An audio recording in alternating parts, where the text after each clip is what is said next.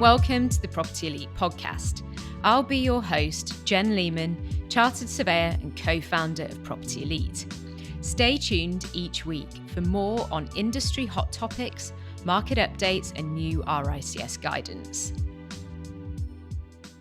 In this week's podcast, I take a look at the new RICS guidance note, Planned Preventative Maintenance of Commercial and Residential Property First Edition. It's essential listening for APC and AssocRICS candidates involved in the provision of Ppm and linking into competencies such as legal and regulatory compliance, landlord and tenant, maintenance management, and housing repair and improvements. Head to our website blog and you can download a full copy of the guidance note via the RICS website. So what is the aim of the new guidance note? The guidance note provides best practice guidance on Ppm for both residential and commercial surveyors. Typically, Ppm surveys are undertaken on commercial assets, as well as larger residential assets, including blocks of flats, complex or historic dwellings, or where a sinking fund is held for a property. A well-written Ppm will include details such as construction detail, condition and defects, recommendations, timings and costings of repair, replacement or monitoring, potential risks, cost liabilities, and robust information to support evidence-based negotiation. Ppm programs, therefore, allow owners and investors to understand the condition of their asset, plan ahead for investment or service charge recovery, and ensure that the building and its component elements perform optimally. The new guidance note takes effect from the 1st of May 2022. So next, what is Ppm?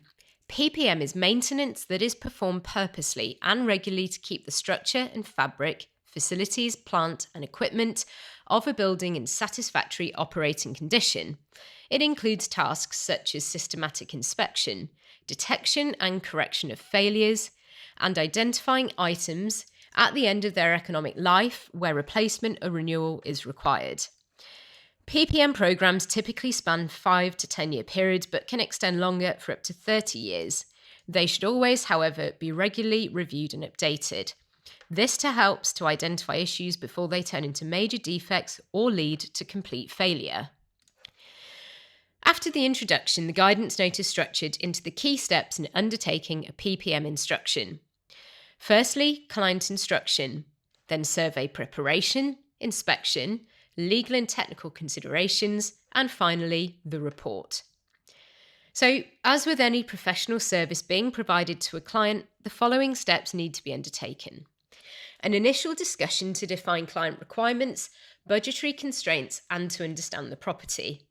Advising if a Ppm survey is the most appropriate type of survey. For example, a technical due diligence survey may be more appropriate if there's likely to be a change of ownership, or a building or condition survey may be more appropriate for a report and budget estimate on a defined repair or investment need, which will be disclosed to third parties. Next is to ensure sufficient competence, experience, and knowledge to take on the instruction. Written terms of engagement then need to be agreed, covering the items in section 2.4 of the guidance note, including the client identity, documents to be reviewed, access requirements, and payment terms.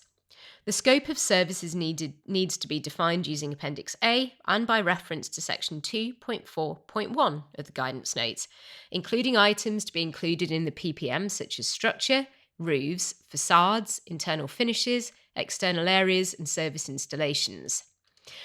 There then needs to be a document review and desktop due diligence, considering safety requirements.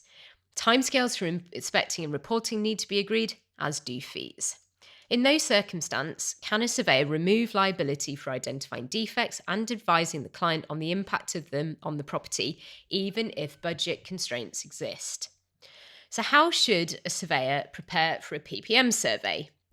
Surveyors should take a considered approach to survey preparation, including coordinating the project and liaising with key stakeholders, information gathering, checking equipment such as notepad, pen, camera, electronic device, measurement equipment, protometer, and PPE.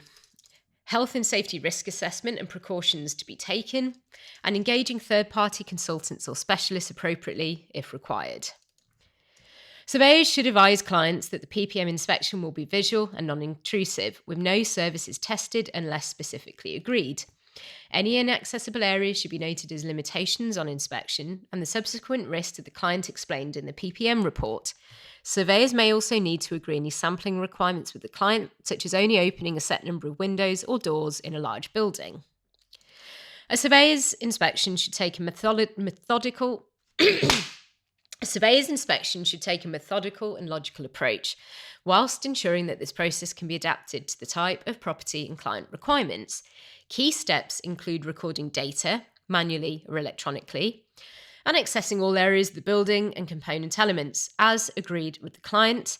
Section 4.3 of the guidance note provides a breakdown of each element and common sub-elements which should be inspected in turn. There are a variety of legal and technical issues that surveyors need to consider when undertaking a PPM survey. These include health and safety, including any maintenance issues or risks to building users' health and safety. Examples include slips, trips, low head heights, confined spaces, edge protection glazing, and emergency routes. We've then got fire engineering and fire risk, accessibility, energy efficiency, noise and disturbance, pollution, contamination, and environmental control, deleterious materials, sustainability, cultural heritage, leasing and repairing liabilities, including service charge provisions and guarantees and warranties. So, after inspecting, the final report compiled should be easy to read, including the following aspects. An executive summary, a PPM schedule likely to be prepared as a spreadsheet and detailing condition, defects, and associated costs. Executive summary, PPM schedule likely to be prepared as a spreadsheet and detailing condition, defects, and associated costs. A full condition report using condition ratings split into good, fair, poor, and hazardous. See section 6.1.1 of the guidance note for descriptions of these. The time frame, such as being urgent, immediate within 1 year, short term 1 to 2 years, medium term 3 to 5 years, and long term 6 to 10 years. And finally, risk or priority ratings, split into categories such as 1 urgent, 2 essential, 3 desirable, 4 cyclical, and 5 statutory. Thanks for listening to the Property Elite podcast this week. Head to our website to check out our full blog, free and paid support resources and services, free consultation for every single RICS APC and AssocRICS candidate, and also ask us any questions you have via the website chat blog. See you next week.